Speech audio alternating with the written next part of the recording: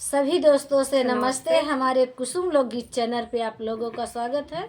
एक छोटा सा प्यारा सा देखिए, हम दोनों सहेली बहुत मौसमी प्यारा सा गीत सुनाने चल रही हूँ। गीत अच्छी लगे लाइव सब्सक्राइब करिए, कमेंट में बताइए और हाथ जोड़ के विनती है कि यही गीत दो चैनल पे जाएगा और दोनों चैनल पे सपोर्ट करिए।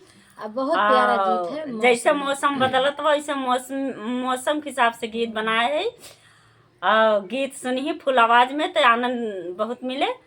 और कमेंट में जरूर बताइए दोस्तों, आप लोग के हाथ जोड़ के विनती है कि चैनल सपोर्ट पे करें। कमेंट में बताइए। आइए गीत के सुनाती हूँ। आलू लाई गई जाड़वा हो पलवा लाई गई मोर जवानिया।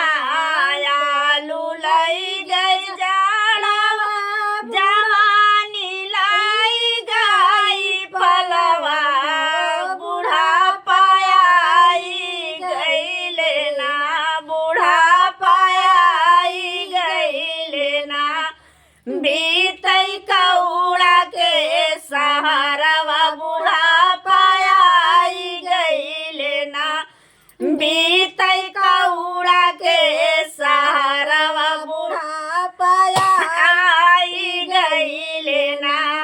सरसौ गानी फूल खाई गई माहू। सरसौ गानी फूल खाई गई माहू। तेलवा महंग भइले ना तेलवा महंग भइले ना। बाटई मोदी के जबनवा तेलवा महंग भइले ना।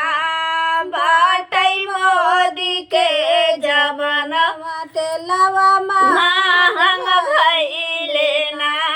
लगतई जानवारी पिया फूलवा लगावले।